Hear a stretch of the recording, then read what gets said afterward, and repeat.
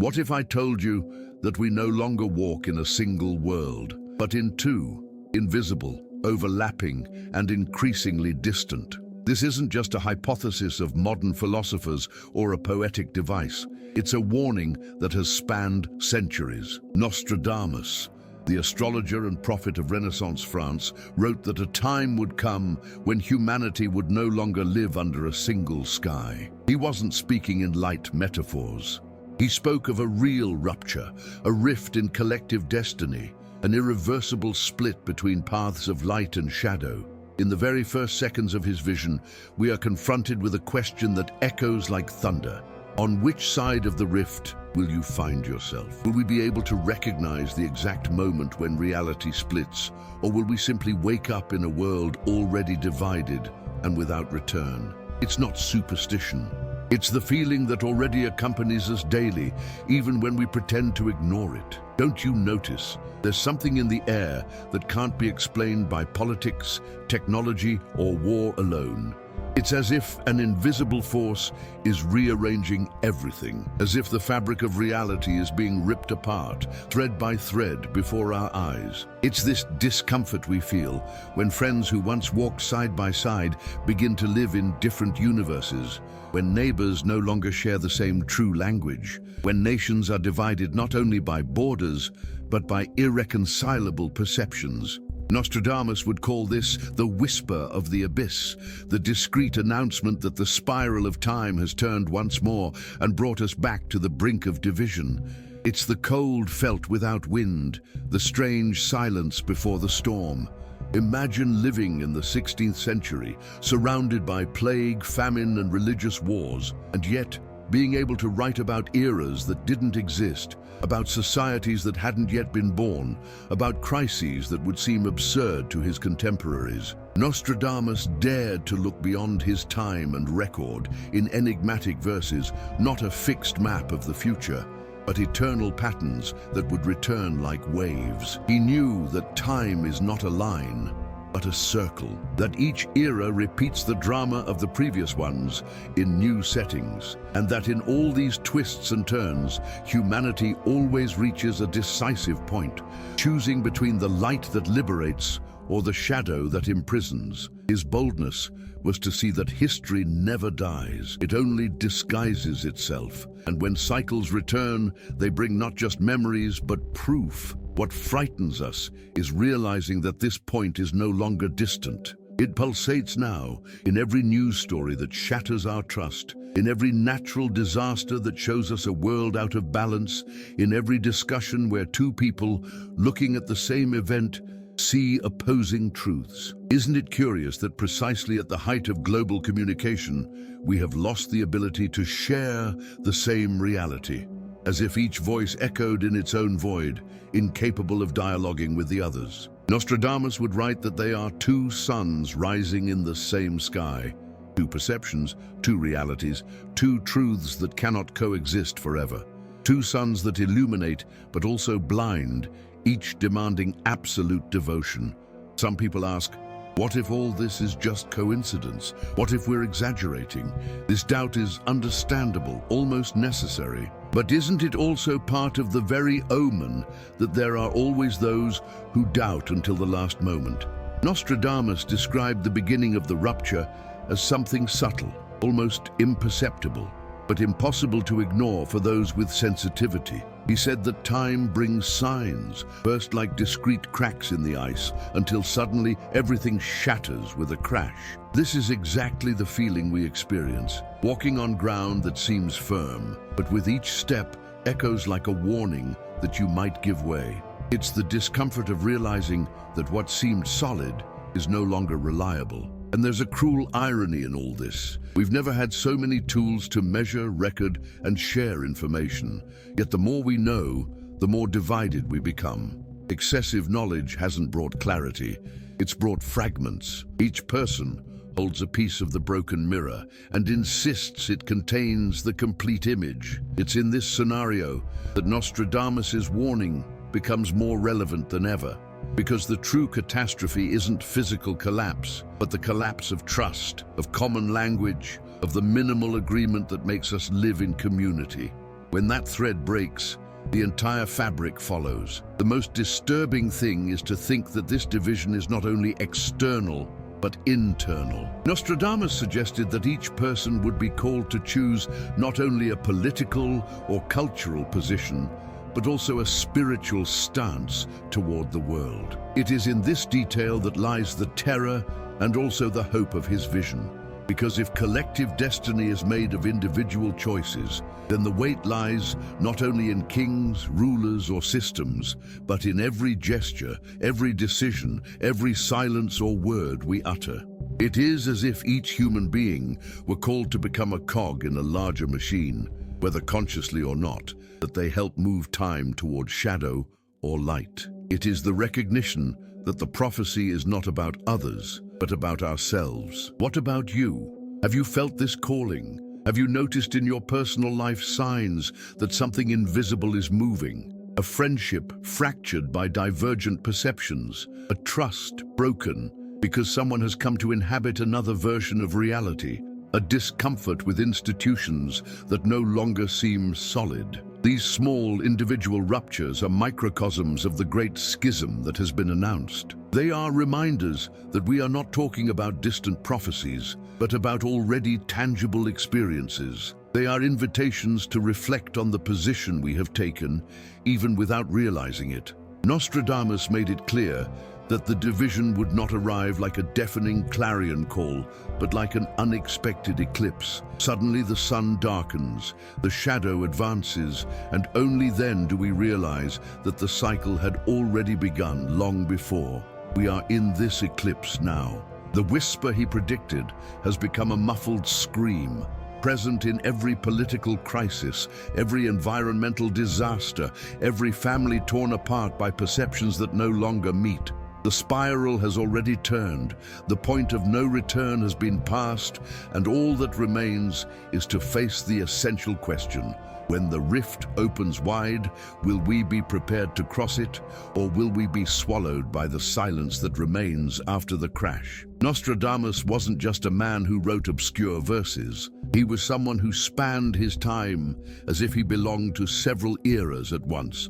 Imagine 16th century France, narrow streets shrouded in the shadow of the plague, entire families disappearing overnight, cities transformed into fields of silence. In this landscape of fear and instability, a physician named Michel de Nostradamus walked among the sick, trying to alleviate their pain, but also observing something beyond. He saw signs. For him, the diseases that consumed bodies were not merely physical misfortunes, but reflections of a world out of balance, echoes of something greater that was about to unfold. It was from this restless gaze that his writings were born, the enigmatic quatrains that have spanned centuries and still inspire wonder today. Nostradamus's impact lies not only in the content of his writing, but in the way his words seem to escape time.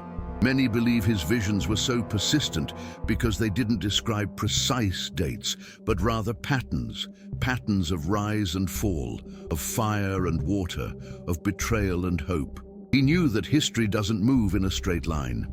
History twists, turns, reappears with different faces, but with the same dilemmas. When he wrote, he didn't speak only of the present or the immediate future.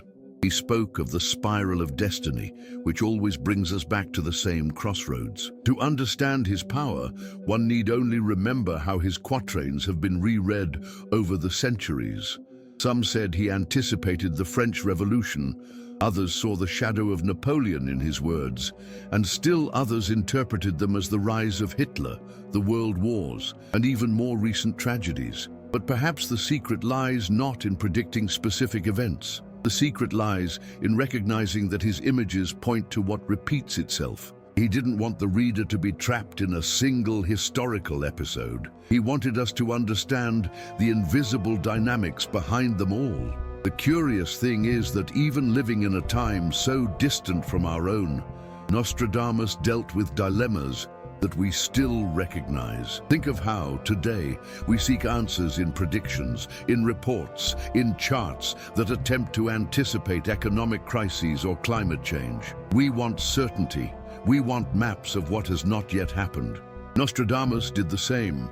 But in a world without technology, looking at the stars as if they were living letters written by a cosmic hand, he interpreted eclipses, conjunctions, and comets not only as astronomical phenomena, but as signs of human and social transformations. His astrology was not cheap superstition, but an attempt to translate the heavens into human language. Now, think about your daily life. Have you ever felt that certain events seem to repeat themselves, even at different times? Perhaps you've experienced a conflict at work that somehow reminds you of old arguments at school. Or perhaps you've noticed that throughout your life, you repeat choices, encounter patterns of behavior in different people, as if time were returning the same lessons to you under new guises. Nostradamus would call this the spiral of fate, the return of trials until we are able to choose differently. His writing, laden with symbols, is an invitation for us to perceive these repetitions not as coincidences, but as invitations to awareness. One of the most mysterious images in his quatrains is that of two suns in the same sky. To some, it seemed absurd. How could two suns illuminate the earth? But for Nostradamus, the sky wasn't just physical, it was also perception. Two suns signify two coexisting realities, two ways of seeing the world that, for a time, shine together but eventually clash. And isn't that exactly what we experience today? Look at social media. Two people witness the same event but come away with opposing interpretations. For one, it's proof of hope. For another, it's proof of destruction. The same scene, two suns, two truths. This phenomenon wasn't born with the internet. It's always existed, but now it's before us on unprecedented scales. The suspense grows when we remember that Nostradamus rarely spoke directly. He hid his visions in symbols, knowing that each generation would only understand what it was ready to comprehend. His language is a deliberate enigma. It's not like a manual explaining every step. It's like a mirror that returns to the reader what they already suspect. For this reason, his stanzas have never been definitively deciphered. They are layers of meaning, waiting for the right moment to reveal themselves. Perhaps that's why we're still here, centuries later, trying to understand if his words speak to our present. But there's something else that makes his figure intriguing. He wasn't just a prophet, he was also a physician. And in this union of science and vision, Nostradamus seemed to be saying that body and spirit are intertwined. Just as he treated visible wounds, he also sought to treat invisible ones, showing that humanity's collective illness isn't cured by medicine alone, but by choices. He saw political, religious, and moral collapse as symptoms of something deeper. Isn't that the same feeling we feel today when we see institutions failing, leaders being questioned, and entire communities losing trust? Aren't these symptoms of a larger illness, one that can't be resolved by reform alone, but by a new way of seeing? Each century, different interpreters have tried to fit Nostradamus into their contexts. Some have called him a visionary, others a charlatan. The curious thing is that, regardless of opinion, his words have never stopped circulating. They persist because they speak of universal archetypes.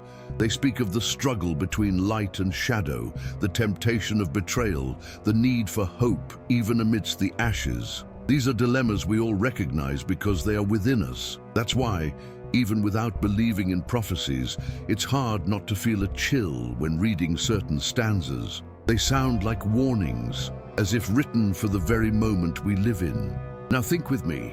What happens when we no longer trust our leaders, when the symbols that once united us become a source of contention, when truth fragments and each person constructs their own version of it? Nostradamus would say this is the beginning of the Great Collapse, not because of an isolated war, but because of the loss of the very fabric that holds humanity together.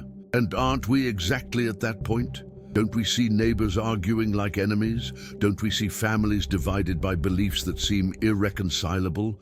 Don't we feel that language itself is being corroded?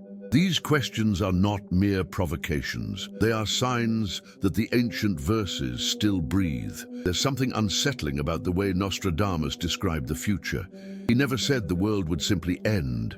He suggested a process, a slow division, a spiral of events that would lead us to choose between distinct paths. And the most surprising detail is that in his vision, choice would never be imposed from the outside. It would always arise from within. It's not the sword that defines, but the decision. It's not the natural disaster that determines, but how we respond to it. This is the essence of his prophetic authority, remembering that collective destiny is rooted in small individual choices. And that's precisely where the narrative connects to everyday life, because we're not talking about distant symbols or unattainable events.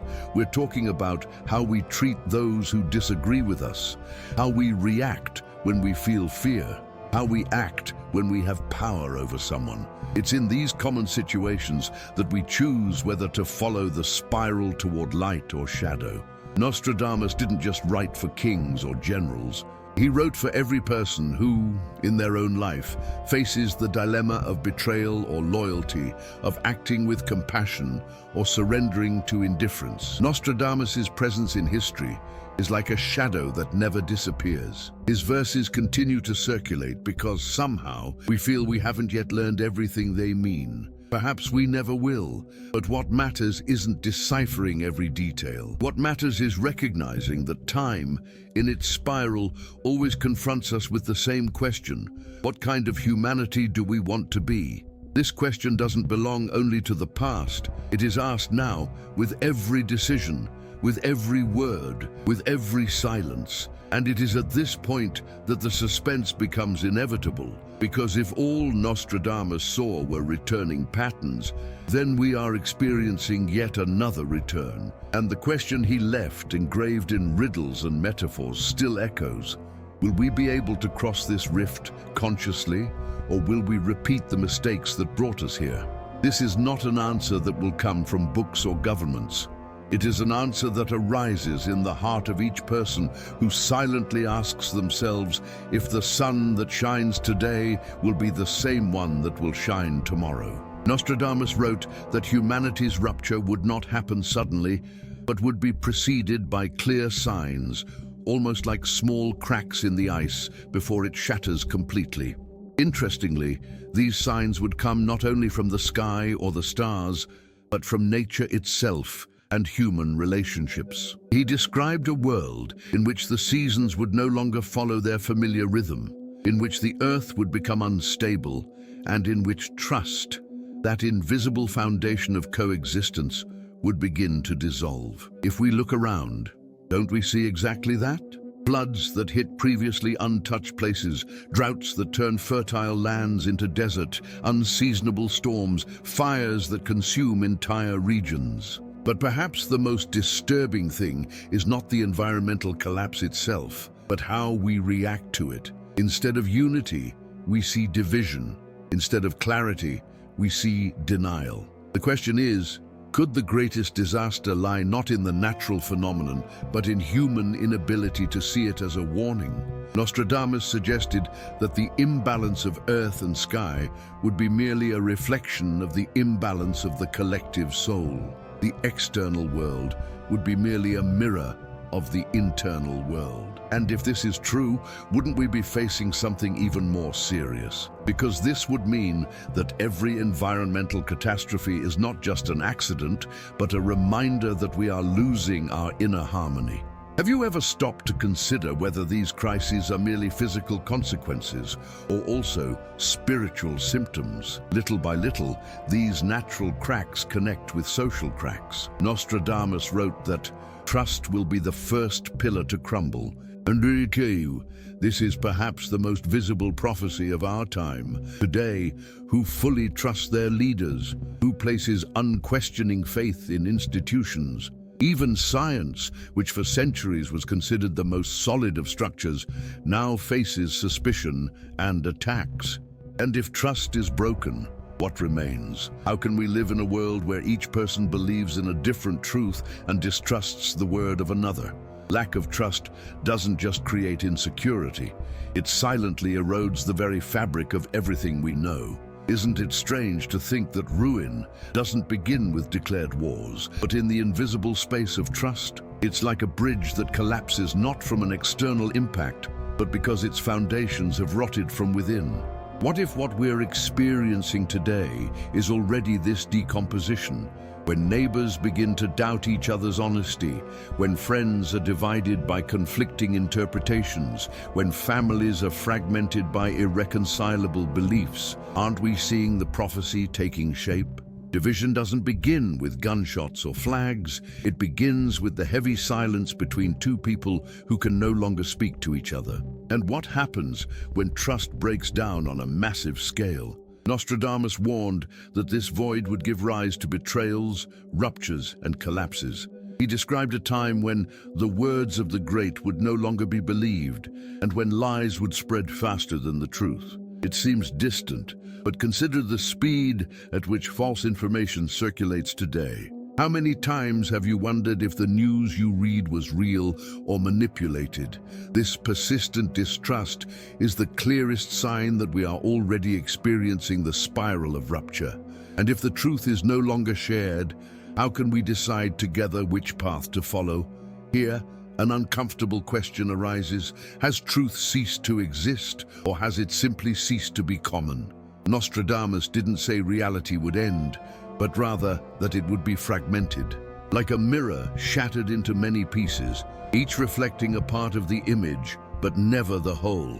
Isn't that exactly the feeling we get when we see debates on social media? Each group believes they possess the correct piece of the mirror, but no one can see the whole picture. The result is a labyrinth of partial truths, all in conflict, all demanding absolute fidelity. Perhaps this is why Nostradamus used the metaphor of two suns. For a time, both shine, each illuminating its followers, each seen as unique and true. But two suns cannot coexist forever. They overheat, create unbearable tension, and force the heavens to choose. Isn't that the feeling we have today? As if the planet were carrying two centers of gravity, two irreconcilable truths, two worlds that can no longer sustain themselves together. At what point will one of these suns burn out, and which one will survive? The suspense grows when we consider what comes after these cracks. Nostradamus warned that the first symptom would be the loss of trust, the second would be betrayal, and the third, inevitably, would be fire. But before we reach the fire, we need to face this question. What is each of us doing to sustain or erode what remains? Because if trust is a collective foundation, it is also built on small individual actions. And if every gesture matters, what does it mean when we choose to spread distrust? Are we unwittingly accelerating the prophecy? Look at your own life. How many times have you walked away from someone simply because you no longer believed their word? How many times have you felt that the world around you had become unreliable, as if everyone was hiding secret intentions? These experiences aren't isolated. They're micro-replications of what's happening on a larger scale. Nostradamus said that the spiral begins within each individual and expands until it reaches the collective. If we can't trust those around us, how can we expect entire nations to trust each other? But what if we're looking at this incompletely? What if the true rupture isn't just distrust in others, but also distrust in ourselves? Think about it. How many times have you doubted your own perception, your own judgment, as if you were no longer certain of anything? This internal doubt is perhaps the most frightening sign. Because when we don't even believe in ourselves, we become vulnerable to any lie, any manipulation, any shadow that presents itself as light. Nostradamus knew this when he wrote that deception will become the new currency of time. And isn't that precisely the currency in circulation today? The most surprising thing is realizing how these prophecies intertwine with common situations in our daily lives. A friendship that falls apart, a community that divides, an institution that loses credibility. All of this seems small, but together, it forms the larger picture of a humanity in silent collapse. Nostradamus didn't want us to see only great battles or grand catastrophes. He wanted us to understand the repeating pattern. And in this pattern, every detail matters. Every silence, every distrust, every daily rupture is part of the same spiral. So the question remains, Are we still at the beginning of the cracks, or are we already walking on ice about to collapse? What will come after trust is eroded to the core. Nostradamus left clues, but no definitive answers. The suspense lies in living the enigma itself, knowing that at any moment the crack could open irreversibly. And perhaps when that happens, we'll realize the signs were always there, but we chose to ignore them until it was too late. Nostradamus wrote that after betrayal comes fire. Not just the fire that burns forests or cities, but the fire that consumes entire structures, that turns certainties to ash, and that leaves a deep scar on the collective mind. Fire is metaphor and reality. It is war, but it is also financial collapse. It is physical destruction, but also the invisible erosion of social trust. When he wrote that the great city would be reduced to ashes, he wasn't just talking about walls falling. He was talking about the destruction of symbols, the crumbling of pillars that supported civilization. And if we look at our own time, isn't that what we feel? The constant fear that a single spark will be enough to trigger something irreversible. In recent years, the planet has seen the highest rates of wildfires ever recorded. In 2020, Australia saw more than 18 million hectares turn to ash. That same year, the Amazon recorded nearly 100,000 wildfires. In California, entire towns were evacuated within hours. Families lost homes, memories, and lives in a matter of minutes. These are just environmental examples, but the metaphor is clear. When fire breaks out, it doesn't ask permission. It doesn't recognize borders. It doesn't respect control systems. It simply advances. Nostradamus knew this. For him, fire was the great leveler, the force that doesn't distinguish between rich and poor, powerful and forgotten. But is this fire just physical? Consider recent economic collapses. In 2008, a seemingly solid global financial system collapsed. Within months, millions of people lost jobs, homes, and stability. The fire burning buildings is visible. The fire that burns trust is invisible, but equally devastating. Nostradamus described crumbling towers and fortresses of wealth reduced to dust. How can we fail to see in these images the fall of markets, banks, and institutions we once believed indestructible? The destruction may be literal, but the symbolic effect is even stronger. We realize that nothing is as solid as it seems. There's a disturbing detail we need to face. Fire is also purification. Nostradamus didn't just see destruction in it, he also saw the possibility of rebirth. He suggested that collapse would serve to expose what was rotten, to reveal what was false. Isn't this exactly what happens when crises expose fraud, lies, or systems corroded from within? When companies fail, we often discover later that they were riddled with irregularities. When governments crumble, we realize that corruption had already consumed them even before the fall. Fire in this sense is not just punishment, it is revelation.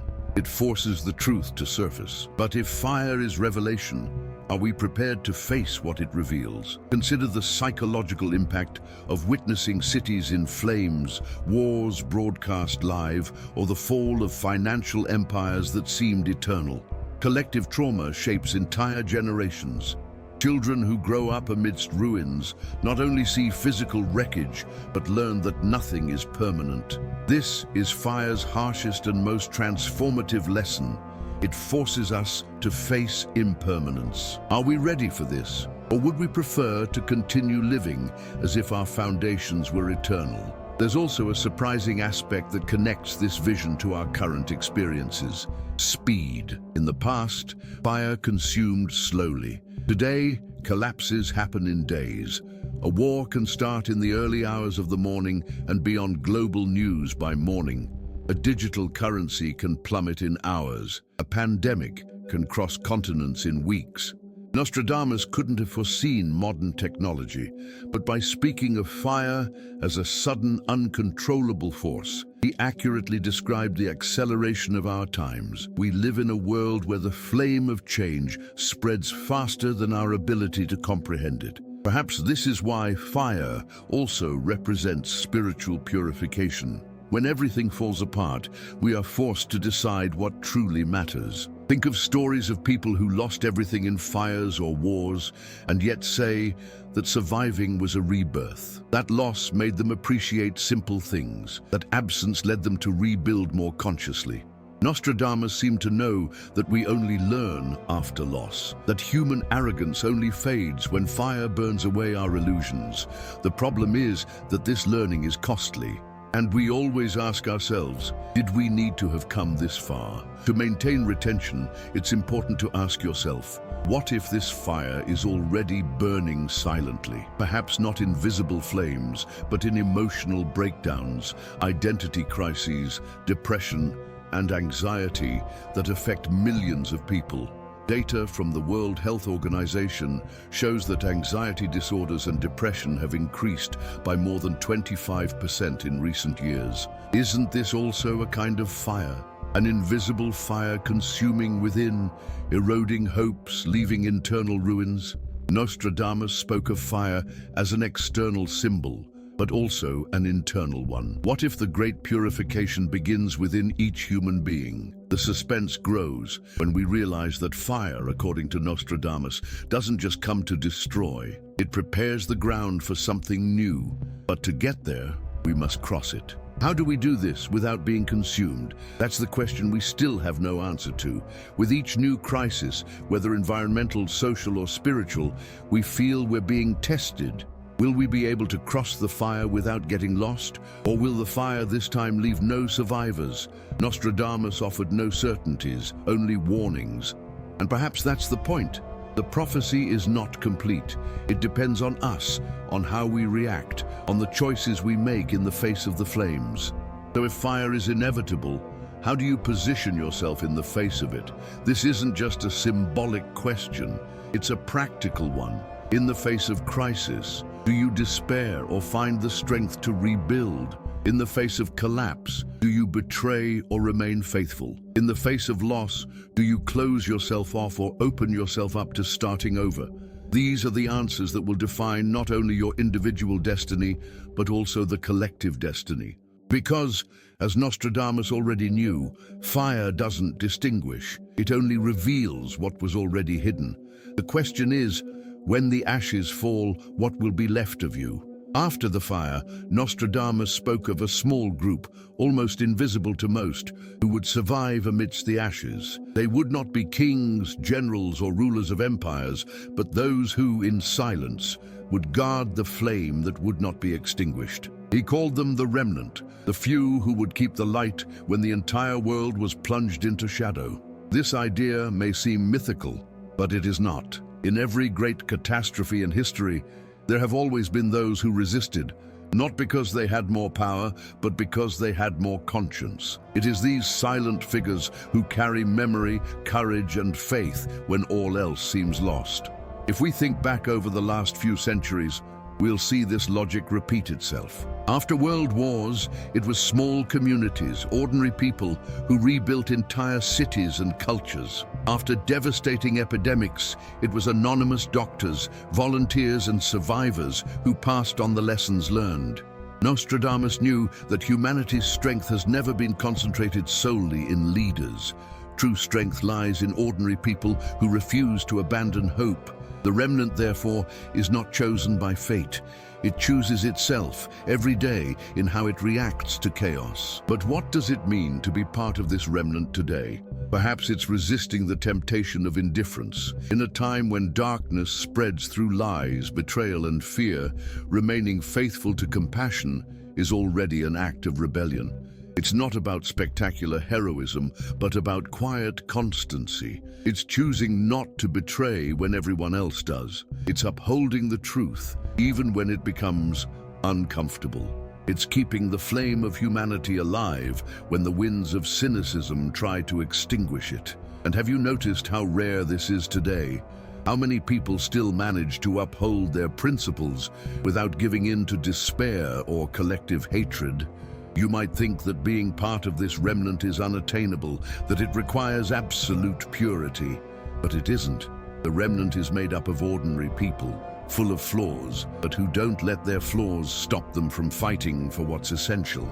They are fathers and mothers who teach their children values even amidst chaos. They are young people who refuse to follow the tide of indifference. They are individuals who, amid a panicked crowd, still manage to act courageously.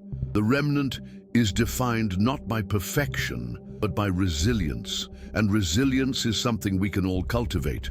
Recent data shows that even in the midst of profound crises, groups always emerge to help. During natural disasters, for example, statistics reveal that most rescues are not carried out by official teams, but by neighbors and ordinary citizens. During pandemics, we saw solidarity networks spread food and care, even when governments failed. These are concrete signs that the remnant exists, not in palaces or centers of power, but at the grassroots of society, where compassion still manages to survive. Nostradamus described the remnant as the few who hold the light against the storm. This metaphor is powerful because it suggests that the storm doesn't stop, doesn't diminish, doesn't become less violent. What changes is the decision to hold on to the flame even when the wind is strong. It's not a romantic vision, but a realistic one. The world doesn't suddenly improve. What happens is that some resist, and the resistance of these few becomes the seed for the future. It's as if history itself is always written by those who refuse to erase the memory of what is true. But there's a question we must face. How do we know if we're part of that remnant? Perhaps the answer lies not in grand gestures, but in small choices. Do you maintain your integrity even when no one is looking? Do you act with compassion even when there's no reward? Are you able to uphold the truth even when everyone around you surrenders to lies? These questions may seem simple, but they define whether we're prepared to carry the flame forward. Because the remnant isn't just survivors. It bears the responsibility to rebuild. Consider the psychological impact of this. It's not just surviving a tragedy.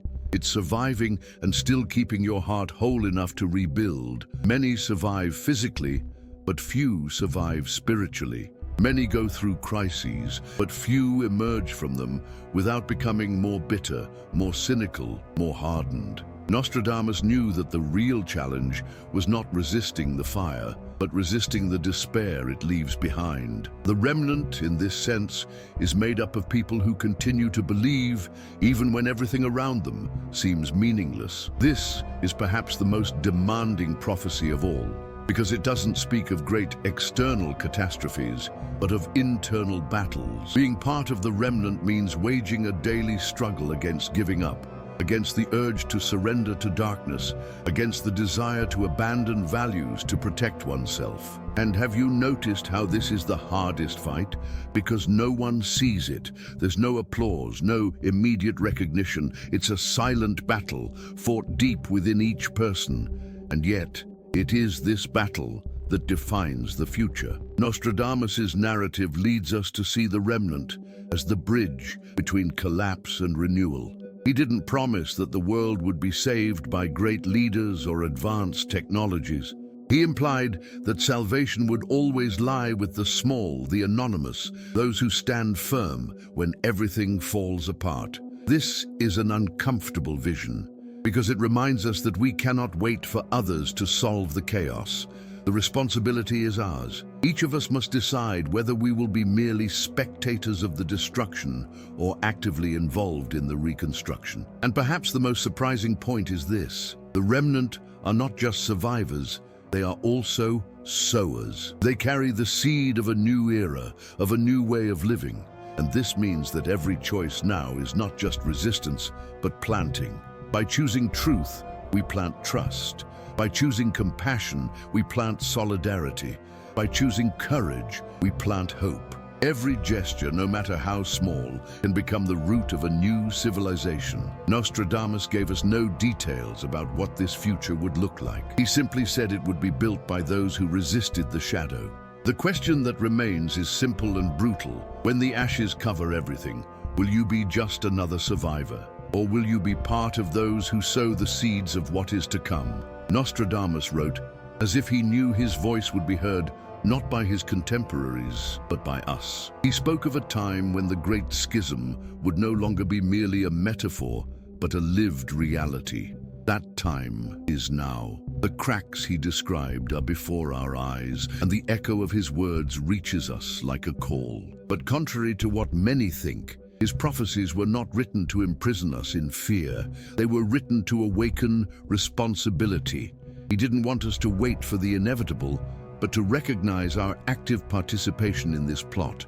When we speak of the division between light and shadow, we're not talking about a distant or abstract choice. We're talking about decisions we make daily. How do we treat those who think differently? How do we react when we feel fear or insecurity?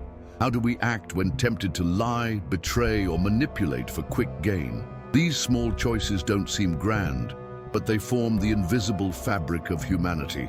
Nostradamus suggested that history is not written only in palaces, but in homes, in squares, in the spaces where ordinary people decide whether to yield to the shadow or maintain the light. The most impactful thing is realizing that this decision is personal. No one can choose for you. It doesn't matter what country you live in, your social standing, or your religion. Division crosses all borders, and the most powerful thing about this vision is understanding that collective change depends on the sum of individual choices. If each person decides to cultivate light amidst the darkness, the course of the spiral can change.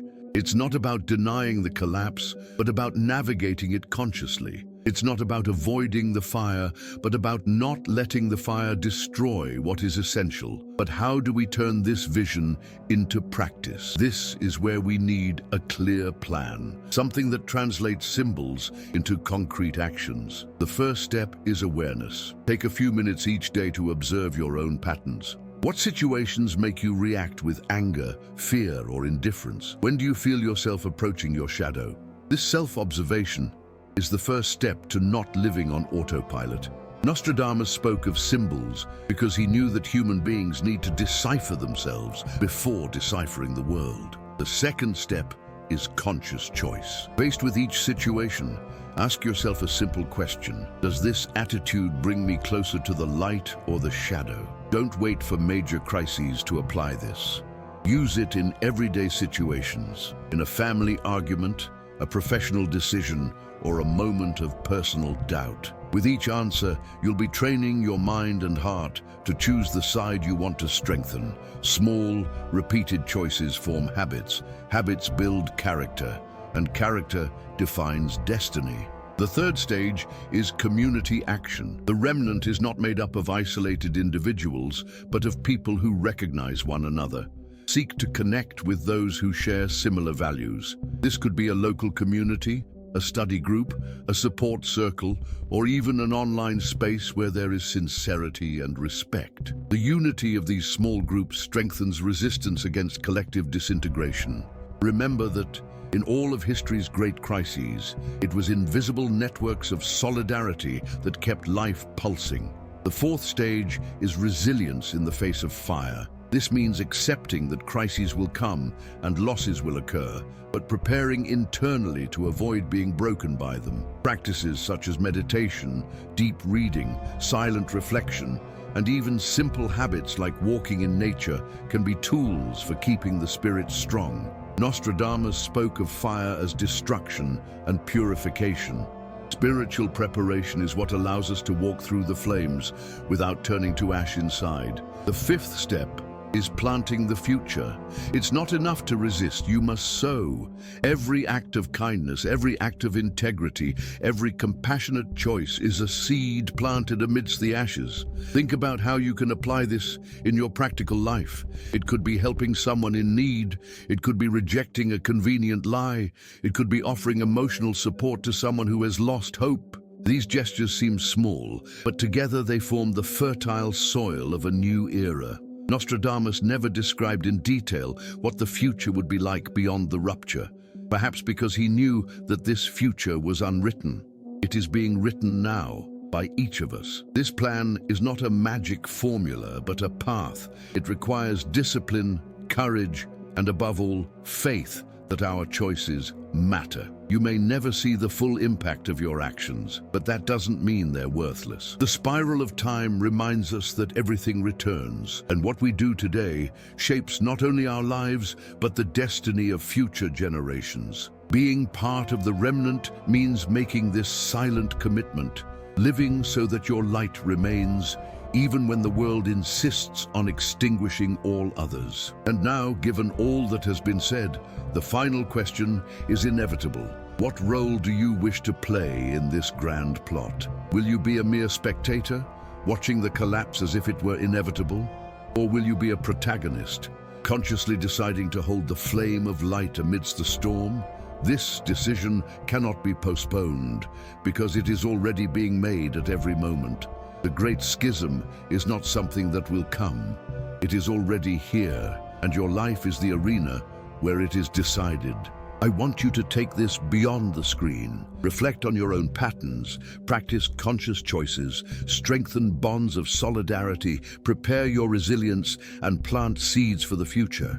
Do this not out of fear of prophecies, but out of love for what may emerge from them. Because if Nostradamus was right about destruction, he was also right about survival. There will always be those who hold the light. The question is, will you be one of them? If this message touched you, if these reflections sparked something in your life, I invite you to act now. Subscribe to the Fate Forecast channel, like this video, and share your questions or personal experiences in the comments, openly or anonymously if you prefer. Your voice matters. Your testimony can inspire others to persevere. It can strengthen those on the verge of giving up. Together, even in silence, we can form the remnant that will rise above the ashes and plant a new dawn.